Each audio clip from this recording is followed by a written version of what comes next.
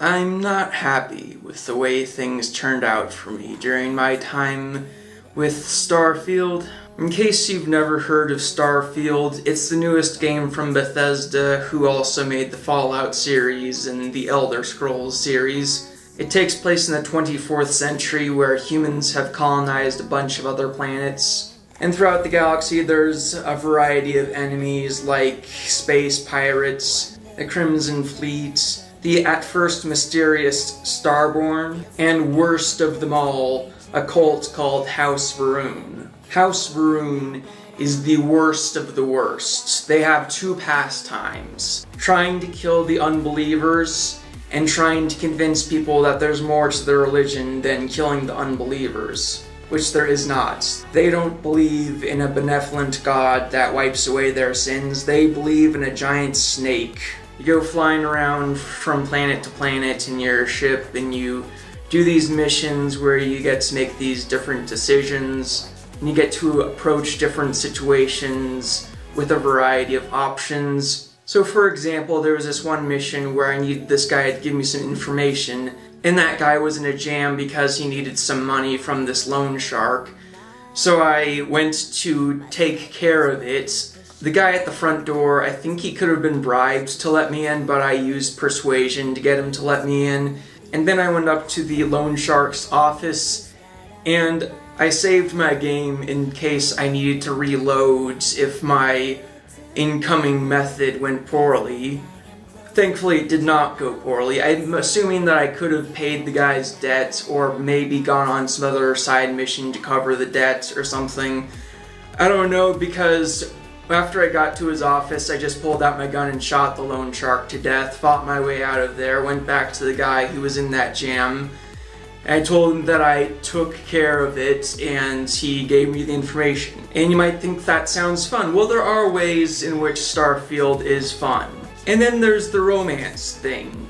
Starfield has 4 romanceable companions that you can get into good graces with by making certain decisions or saying carefully selected dialogue options. Instead of laying out the entirety of how the system works and describing every single thing about every single romance option, I'm instead going to tell you what happened in my playthrough to give you an idea of how this system actually works out in practice, or at least can work out in practice. There was a period of time in the earlier part of the game where there were 2 romance options that I had available. There was Sarah, a workaholic who doesn't set aside enough time for emotions, and then there was Sam, a single dad who struggles with the fact that his daughter has an attachment to people that he would rather not be around,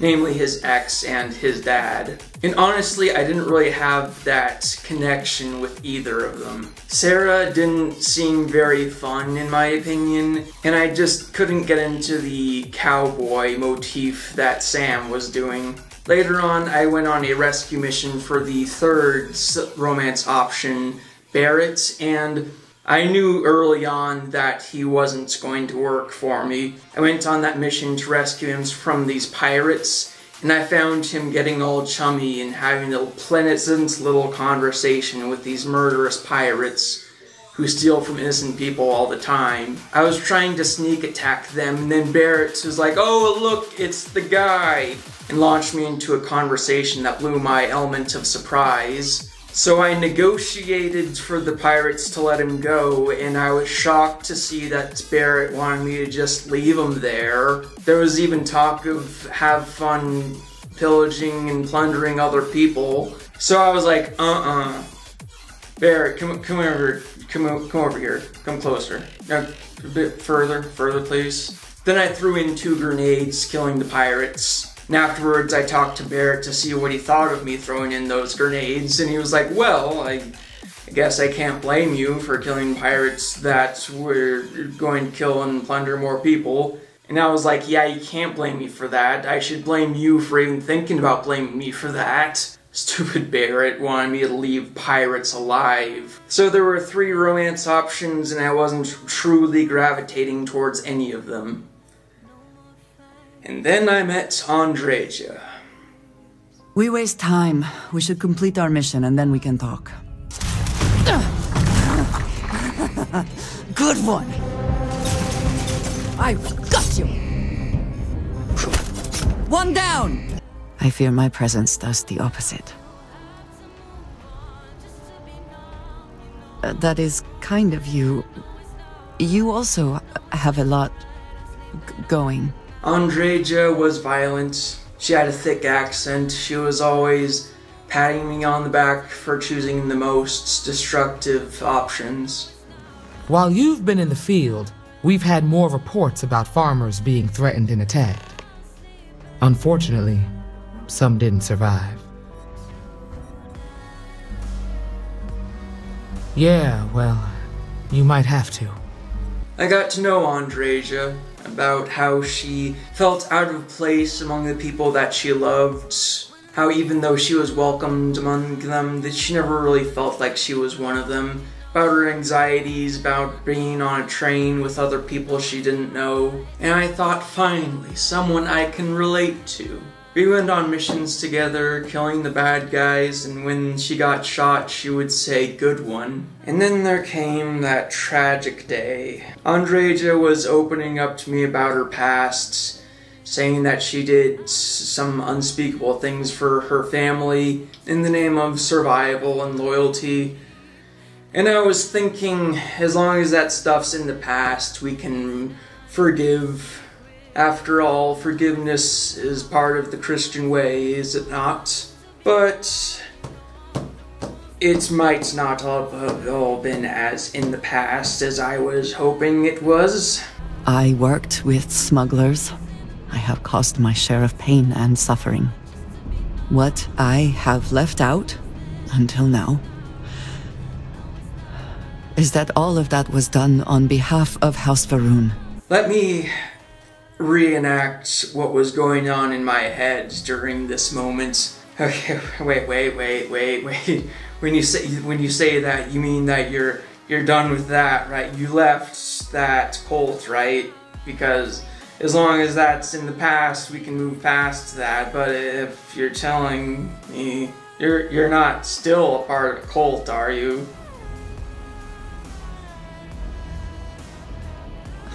Cult is such a dismissive word. The faithless run to it so quickly. I have grown so tired of hearing it and all that it implies. I am of the promised, those who know the truth of the great serpent and his inevitable return. You can't be serious. Not you. No.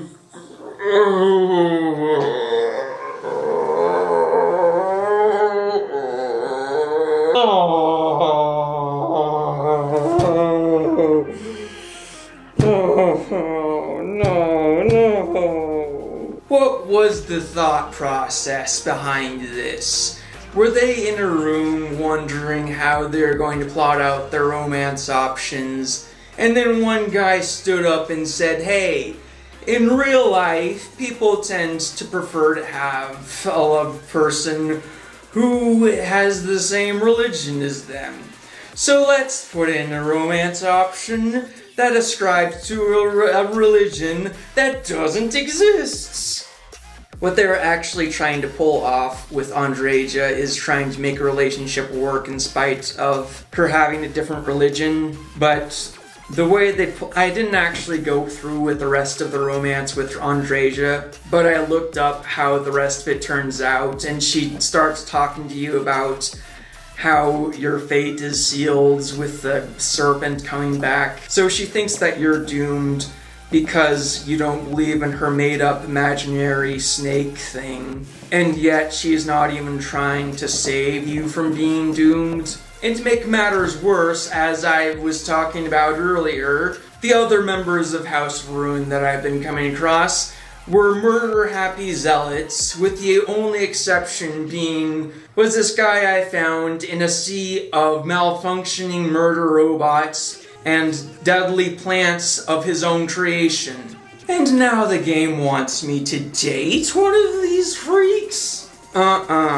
With that disgusting revelation, Andreja became out of the question as a romance option.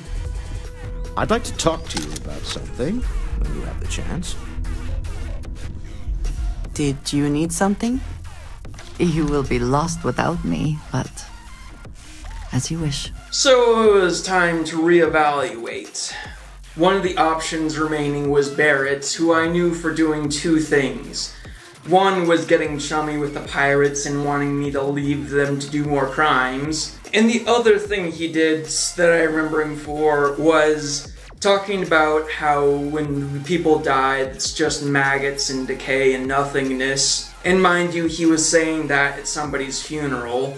There might have been a but coming, I don't know. I walked out midway through his speech. And then there was Sam, who I wasn't really clicking with, but at least he had a fun dynamic with his daughter. Right about now, you're probably thinking, what about Sarah? She's better than Barrett, isn't she? I kinda got Sarah killed. You're going to be so sorry for me when I tell you why I got Sarah killed. There was this part of the game where I had to choose between staying behind to fight with Sarah or going off to help the group of friends, which included Andreja. And I didn't want anything bad to happen to Andreja in that moment. So I went to help Andreja, and Sarah died.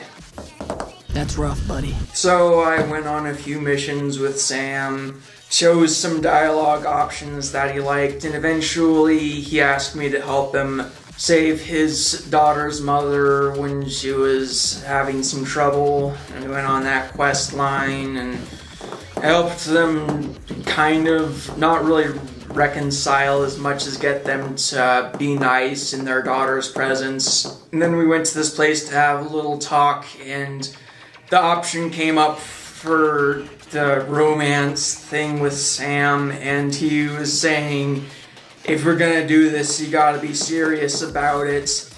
And I just wasn't serious about it, so I chose the just friends option.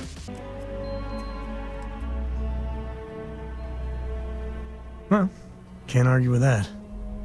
I just want you to know, come thick or thin, hell or high water, I'm there for you. Every time.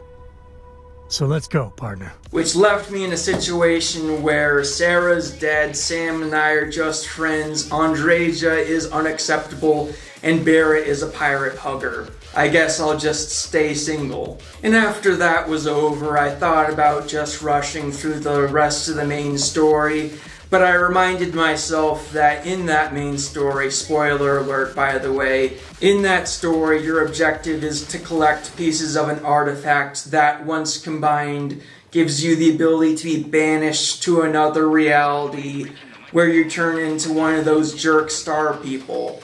And I thought, you know what, I don't have time for this. I've got Mortal Kombat and Lies of P to play. So I uninstalled Starfield with the thought that maybe I'll come back to it after I've had time to let the anger wear off. Now you might be wondering, after all that, why would I even want to go back? Because, my friends, Starfield isn't about the demotivating plot reveals or the unacceptable romance options. Starfield is about getting your enemies to attack you so you can kill them without being blamed for starting the fight. Starfield is about the glitches, where an NPC will tell you to follow them, and then they'll take a whole minute to walk around their own desk.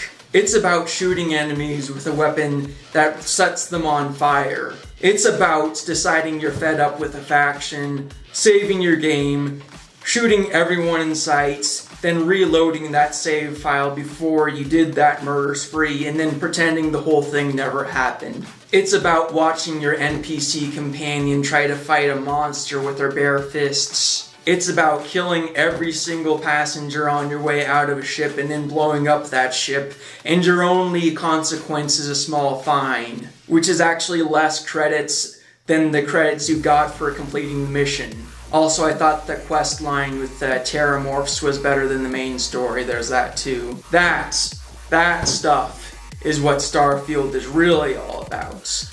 Those are the reasons why I might play more of it later if I run out of other stuff to play. So what have we learned here? What we've learned is before you start a game that has multiple romance options, be sure to do a thorough background check on every single option before you even boot up the game. That, my friends, is what we've learned. If I had done that, maybe Sarah would still be alive. So remember to like, comment, subscribe, ring the bell, and do not fall in love with Andreja.